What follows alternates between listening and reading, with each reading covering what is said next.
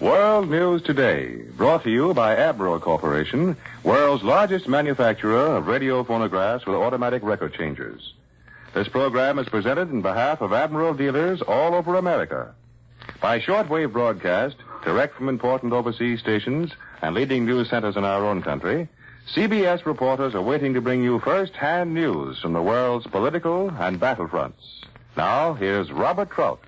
Within the hour, Colombia's chief of European correspondents, Edward R. Murrow, reported from London his belief that one of the principal negotiators at Potsdam has stated that his country will go to war with Japan and soon.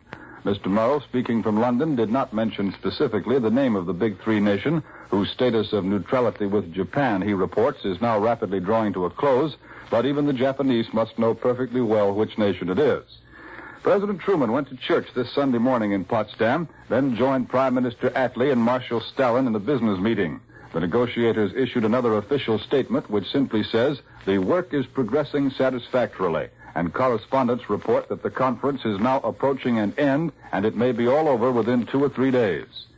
In the Pacific, Australia's Minister for External Affairs, Dr. Herbert Evatt, has announced that Australia was not made a party to the Potsdam surrender ultimatum directed at Japan 3 days ago, and Australia does not subscribe to the terms, which Dr. Evatt says are much more lenient than those imposed on Germany. The Tokyo radio announces that Allied bombers and fighters are attacking the Kure naval base on Honshu Island again today. No Allied confirmation yet, but Admiral Nimitz reports damage to 15 more Japanese vessels, 9 of them warships, yesterday on Japan's inland sea. And Mustangs from Iwo Jima spent more than an hour over the Tokyo area yesterday without seeing a single enemy plane. Now for an interview, CBS correspondent Webley Edwards recorded from Guam with a Superfortress crewman who had an astonishing experience over Japan. Admiral takes you to San Francisco.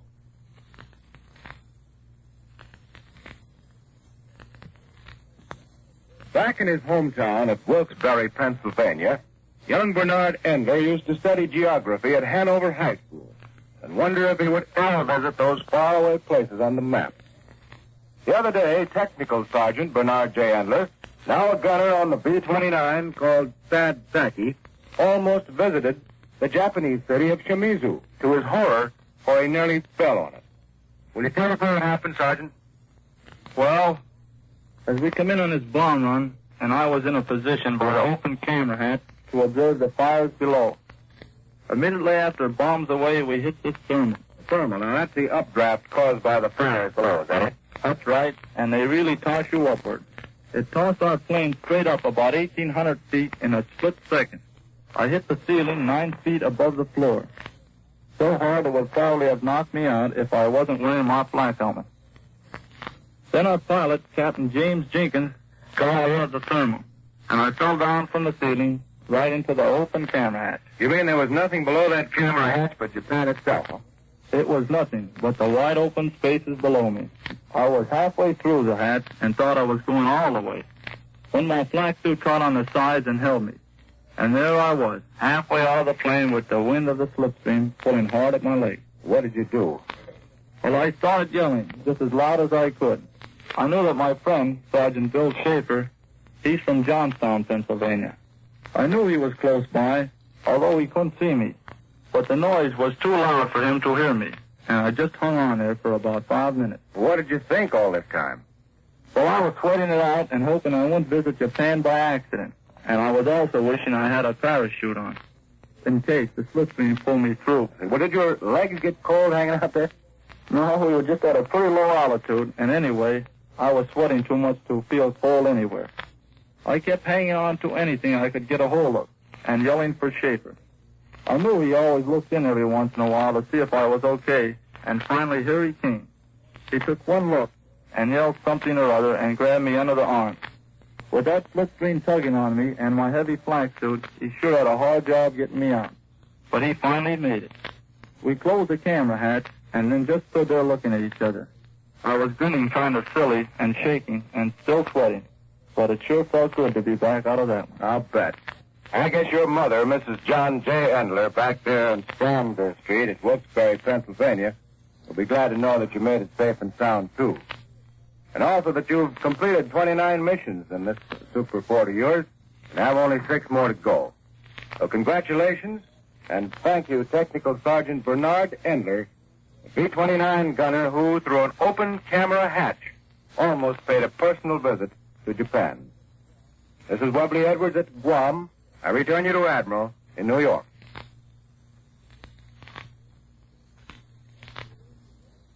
Next, a word from Warren Sweeney.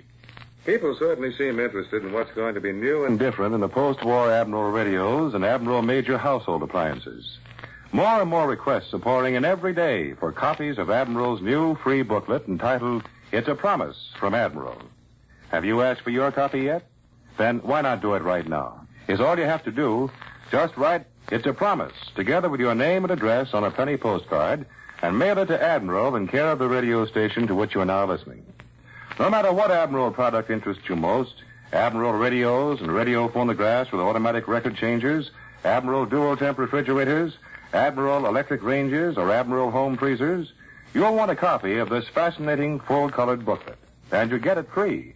Just write It's a Promise together with your name and address on a penny postcard.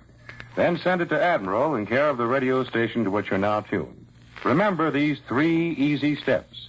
Write It's a Promise, your name and address, and mail to Admiral in care of this station. Now, here once again is Robert Trout. The Big Three meeting reported progress again today. For a direct report, Admiral takes you to CBS Berlin. Richard C. Hotelet reporting. The Big Three conference is drawing to a close. There will be 2 or 3 more meetings before it winds up, probably Wednesday. The delegates are anxious to get home, and chances are will return direct to their capital. The latest word we have today is that the conference continues very well. We still can't give you an authoritative picture of what has been discussed, what agreements made. During this past week, the ultimatum to Japan came as a surprise, drawn up with the participation of Chiang Kai-shek. This is a very flexible conference. You can't tell what is being discussed and how. There was a 2-day break for the British election this past week, but work did not stop. As a matter of fact, work seems to have caught up with the agenda. Some of the results of the conference will appear in flesh and blood before the session at Potsdam is even finished. Tomorrow, for instance, the Allied Control Commission will meet in Berlin for the first time. General Eisenhower, Marshal Zhukov, and Field Marshal Montgomery, who had been awaiting the Big Three's decision, will sit down together and start putting into operation the Allied government of Germany. This seems to confirm that Germany was first on the Big Three agenda and was settled first. And certainly the fact that this joint control agency is meeting so soon indicates that full cooperation has been agreed on. Germany, which is the test case for much larger problems, will be dealt with together on an Allied basis. And work has been going ahead in other fields, too. Committees and subcommittees have been meeting sometimes late into the night. And if we ever get the full report of this conference, it ought to be quite something. But in this past week, something of far-reaching importance has taken place in Potsdam, standing quite apart from the subject matter of the talks. The composition of the Big Three has been changed again. Before Potsdam, the words Big Three seemed quite naturally to mean Churchill, Roosevelt, and Stalin. They started the working partnership, made fundamental agreements together. But the biological process of death removed Franklin Roosevelt. Harry Truman took his place, and this Big Three meeting began without a hitch. Then, the democratic process of election removed Winston Churchill, and Clement Attlee stepped into his shoes. And now again, it seems as if the Big Three are carrying on without changing their name or their pace. Hopes for a working world organization depend on just such an independence of personalities. The cast of characters will always change. The future must rest on a permanence of democratic institutions. This is Richard C. Hotelet in Berlin, returning you to Admiral in New York. For the news from Britain and an interview with our top-ranking airman in that part of the world, Admiral takes you to CBS London. Douglas Edwards reporting. It's been announced today that the state opening of Parliament has been postponed for 1 week, and the King will make a speech to the new Parliament August 15th. The new House of Commons will meet as expected on Wednesday next, when a Speaker will be elected, and on Thursday about 500 of the new MPs will be sworn in. The postponement of the formal opening of Parliament means that Mr. Attlee will be able to complete the talks at Potsdam without undue haste. On Wednesday next, August 1st, is the 38th anniversary of the founding of the United States Army Air Forces. Indeed, a young branch of America's great armed service, but one that has packed a tremendous punch in the job done against the Germans, and the day-to-day story of the softening up of Japan is common knowledge. This week, the famous 8th Air Force and its present commander in England, Major General William E. Kepner, will observe that anniversary and at the same time be accorded a unique honor by the people of two communities with whom they've been closely associated. General Kepner, an airman's airman of the first magnitude, will personally be presented the freedom of Norwich. His name will be added to a list including William Pitt, King Edward, Rear Admiral Nelson, and others, many illustrious names in English history. And he will accept in behalf of the 8th Air Force the freedom of the boroughs of Cambridge. General Kepner is here with us in the London studio today. What do you think of this gesture on the part of the English people, sir? I consider it a very high privilege and a great honor. Norwich and Cambridge have been little hometowns for thousands of our airmen during their tour of duty in Britain. They have been rendezvous points for our recreation. The hospitality has been splendid in both communities. I consider the honor which they have extended to us this week an indication of a desire on the part of the people of England to openly recognize the splendid personal relations that have existed between each individual in the 8th Air Force and the citizens of the area in which we have been located. It is a credit to the 8th Air Force, and it means our men have distinguished themselves as representatives of the United States in a foreign country. I know the folks at home are proud of them. I'm sure they are, sir. General Kepner is the man probably most responsible for solving one of the Air Force's hardest problems, the problem of getting long-range fighter support over Berlin. Would you tell us how it was done? It was a matter of teamwork. General Arnold recognized the need of fighter escort. We had to have the fast planes and well-trained pilots to soften up the German Air Force before the arrival of our bombers over the target and for their protection during the attack. We first had to produce the airplane to take care of that need. It was necessary to take along more fuel and at the same time retain fighting ability. It was a big job from the designer's standpoint, but the factories built the planes and got them to us. We worked out certain modifications for this theater. The British set to work producing gasoline tanks until our own arrived, tanks that could be discarded in the air after being drained of fuel. British designers and workmen made constant improvements, made bigger and better tanks as flight distances increased. It was also necessary to initiate a more rigorous training procedure for our pilots. Made bigger and better tanks as flight distances increased. It was also necessary to initiate a more rigorous training procedure for our pilots. They worked hard. They took the risk, and against heavy odds. They flew in what had been called impossible flying weather until the Germans were beaten. And the same job is being done against Japan. Will the same planes be used against the Japs, sir? We're still using some of the same types in the Pacific, but the Air Force never stands still. The number of B-29s and improved fighters against the Japs is increasing and will become ever larger. General Kepner, what would you say will be the air weapon of the future? There will always be men with brains. One of the great weapons will probably be a development from the buzz bomb. Guided, pilotless planes in great numbers which can be controlled even more than they are now, and which will carry tremendous destructive power. That's one of the many reasons why it is so vital we never have another war. Before we sign off, sir, would you please tell America what you told me about the men of the American Air Forces just before we went on the air? I like them. They're wonderful men. I would be proud to have any one of them as my own son. Thank you, Major General William E. Kepner. We return you to Admiral in New York. Our Pacific Air Forces are destined to make this coming year the greatest in their history. For a summary of some of their problems, here's Columbia's military analyst, Major George Fielding Elliott. There's every evidence that the tide of American air power is rising rapidly in the Western Pacific. The very fact of the accomplishments of the 20th Air Force, operating only from the small islands of the Marianas, 1,300 miles from the Japanese mainland, gives us some forecast of what may now be done with the new bases on Okinawa, an island which is considerably larger than all our Marianas bases put together and less than half as far from Japan. Add to this the increase in operational force, which comes with the release of the 8th Air Force from the European theater of operations and its transfer to the Pacific, as you just heard General Kepner talking about from London, and the future for Japan begins to look very dark indeed. We should not allow ourselves to think in terms of a great tidal wave of air power suddenly overwhelming the Japanese and wiping them out. It will not be done that way. It is still a matter of hard work, of building bases, of ferrying tons and tons of supplies by plane and ship, overcoming each enemy opposition as it occurs, retraining crews for Pacific conditions. It's still 3 times the effort to maintain a single bomber operating against Japan as it was to maintain a single bomber operating against Germany. Our air power in the Pacific is growing step by step, and not in one sudden vast acceleration of violence. But the point is that it is growing, and that the enemy can do nothing whatever to retard its growth and very little to resist it. That's because the enemy no longer has any sea power.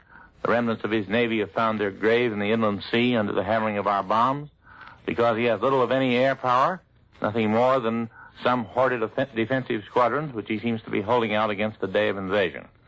His industrial machine, smaller and less complex than the German, is being broken up little by little. He has left only the ground troops of his army, and it remains to be seen how well they will be able to defend him in the hour of final trial if his will to resist lasts until that hour comes. Now here again is Robert Trout. Next, the news from France. Admiral takes you to CBS Paris. Charles Collingwood reporting. 89-year-old Marshal Pétain, who was once as beloved and respected in his country as general of the armies Pershing is in ours, is on trial for his life, charged by the state with treason. During this past week, the greatest statesmen in France's recent history have followed one another on the witness stand, accusing the only living Marshal of France of having delivered his country into the hands of the enemy, of having corrupted it and debased it to accommodate the designs of the enemy. Pétain himself sat through it all, saying nothing, refusing to reply to questions, looking old and shrunken in his big armchair. By far the bulk of last week's testimony was designed to show that Pétain signed the armistice with Germany before it was necessary, and that he prevented France from continuing to fight. A French general testified that Pétain had done more to help Germany than was necessary. He cited an agreement to turn over all of France's heavy artillery in North Africa to help General Rommel, and also the use of the port of Bizerta and the Tunisian railway to help supply Rommel's Africa Corps. Then yesterday, a series of witnesses testified, mostly with hearsay and circumstantial evidence, that long before the war, French fascists, with the aid of Axis agents, sought to put Pétain in power and establish with him at the head a French dictatorship which would make common cause with Germany, Italy, and Spain. Tomorrow, Edouard Herriot, still one of the most powerful political figures in France, will take the stand against Pétain. With his testimony, the state will rest its case, content that they have built up enough evidence to send Marshal Pétain to his death. This is Charles Collingwood in Paris, returning you to Admiral in New York. Officials in our own country are eagerly awaiting the next move in the psychological warfare directed against Japan. For details, Admiral takes you to CBS Washington. Tris Coffin reporting.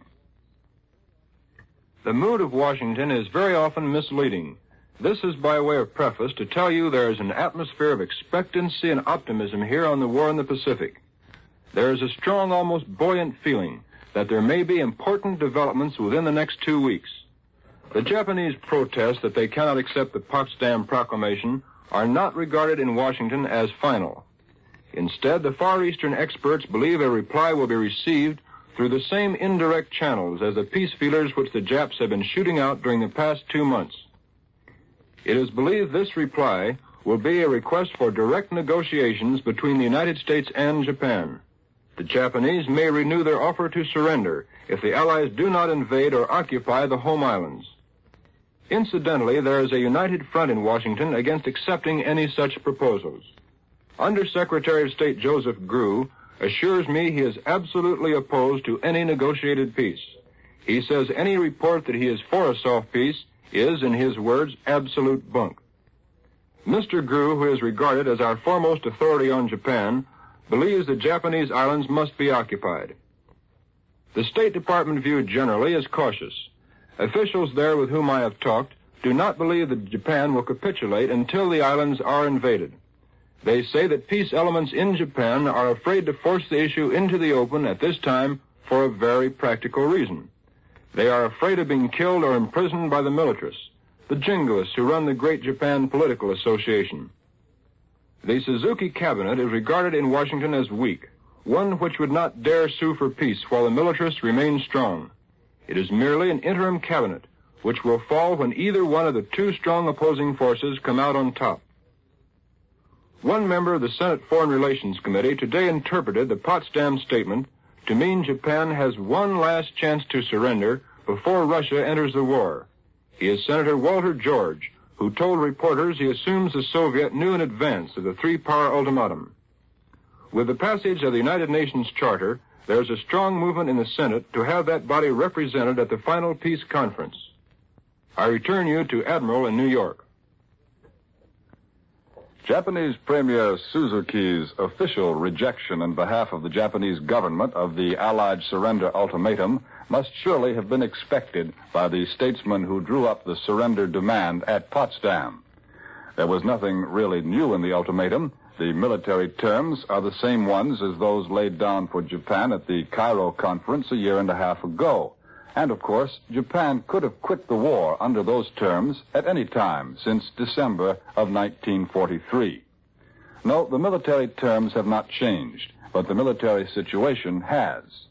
Japan is as clearly doomed to defeat as any nation at war ever was in history. The Japanese homeland is undergoing a pre-invasion blasting and burning, which is far more severe than the pounding of Germany before the landings on the Normandy beaches. Plainly, neither Allied officials nor Japanese leaders can foresee any method by which Japan could win the war, now that Japan has lost the basic gamble on German victory. But what is not yet certain is whether the Japanese are convinced that they must submit to unconditional surrender, a surrender in which the Allies make all the terms and the Japanese make nothing but sounds of acceptance.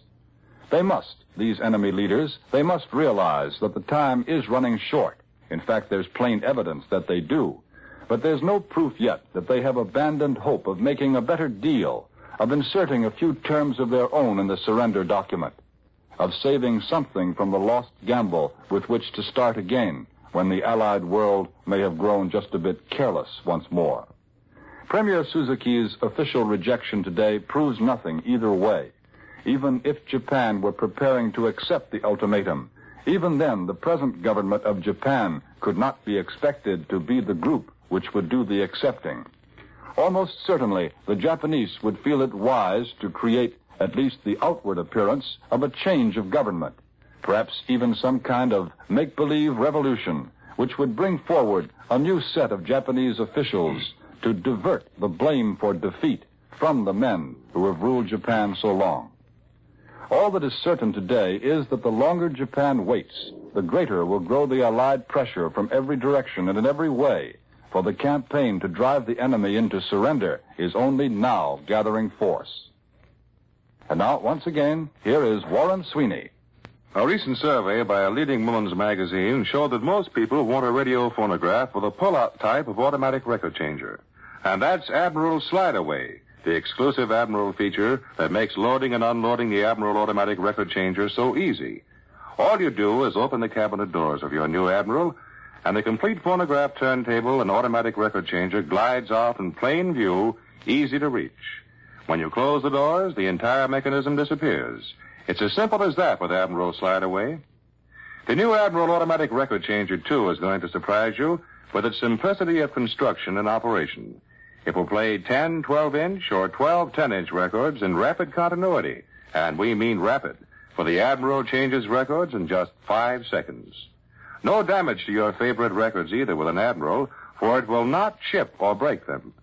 But you can see how foolproof the changer is and how easily Admiral Slide-Away works if you'll send for the free booklet titled It's a Promise from Admiral. Just write, It's a Promise, together with your name and address, and send it to Admiral in care of this radio station.